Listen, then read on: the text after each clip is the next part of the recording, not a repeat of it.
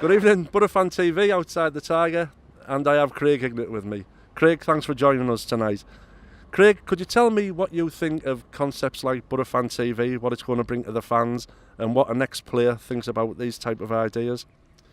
Well, I can say from a fan's point of view, it gets you talking about the things that are current and real issues that they'll identify with, and it gives you a great platform. The way social media is now, you could be all over the place and there could be 40, 50, 100,000 people seeing what's happening within 5 minutes of you doing it. So it's great. As a player, it depends what comes on it. But obviously fans aren't going to be happy with everyone. So players who've come in for a bit of stick might be happy with it, but at the same token, if they play well, I'm sure they'll get praise on it as well. So it swings and roundabouts. All I'd say with that is make sure you play well. Do you think the players will have a peep at this? I'm sure the players will have a peep at it, and people will talk about it, and if something's on there, I'm sure they'll go and have a little look and see what's being said. Craig, as my kids will tell you, when the Riverside was getting built, I used to get him from work, shot him in the car, take him over every night to see that stadium getting built. I couldn't believe it. And now I'm stood here talking to the man who scored the first ever goal in there. What does that mean to you, and how did that moment feel?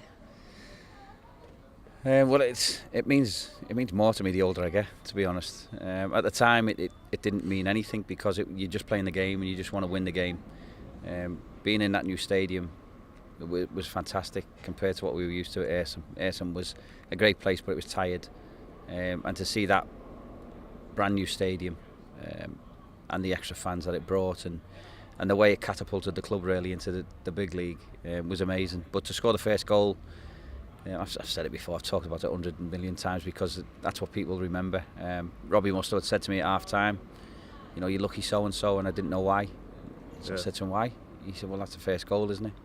And I didn't really think much of it, but when I left and when I went to play for the other clubs, and all the fan mail I got was mostly off Boro fans, and every letter would mention the first goal in it. So it's something that as I've retired, I've been immensely proud to have done because no matter what happens, no one can take that away from me. I'll always be the first goal scorer there. As a Teessider, taking you in as a Scouser, adopting you, what is your most treasured memory from your time at Middlesbrough, and why? God, I've got so many. The cup finals were unbelievable. The players that I played with, the Gianninos, Ravanellis, the Emersons, it was a real privilege to play with some of them. What was the crack like in the changing room with all that foreign tongue? It was weird. It was weird because it was sort of the first time that we had so many. Yeah. But they weren't just players, they were world superstars.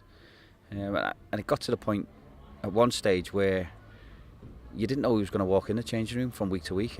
We could have literally had anyone in the world that we wanted. Yeah. And I think the backing that Steve Gibson had given to Brian Robson was unbelievable. It was unheard of, I think, at the time in the Premier League. So it was a really exciting time. And obviously the games that we played to get to the cup finals, I remember the Liverpool one. I scored in the Liverpool one, which was Liverpool are my boyhood team, still are. And that was a real thrill to beat Liverpool. But we'd done well over 2 legs against them as well in the previous, or the following season when Paul Merson scored at Anfield and then Marco Branca made that unbelievable debut. Yeah. So I've got some unbelievable memories, and it'd be hard to pick one out really. How deflated were you when Leicester scored in that last kick? That's the only goal we've ever scored at Wembley, and they scored virtually the last kick. I remember thinking once Rav scored, I thought we've won this now because they're going to have to open up and do something, and we'll score a few. But fair play to them, the tactics they had on the day with Pontus Kamark, Mark and Janino out the game. But when we scored, like I say, I thought the game was over. And I think our mentality probably let us down because we were going for a second. Instead of just sitting there and being safe. But Emileski popped up with that goal. And really there's no excuses because I thought we should have beat them anyway at Hillsborough. Yeah. Where we didn't play great on the night, but we still had chances and perhaps should have beat them. But that was one, as a Boro fan, you're thinking, well, there we are again. We've been beaten a final.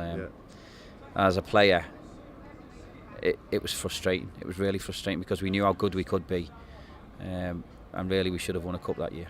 Can I ask you a personal question, Craig? Craig, why did you take the penalty at Old Trafford and not Rav in the semi?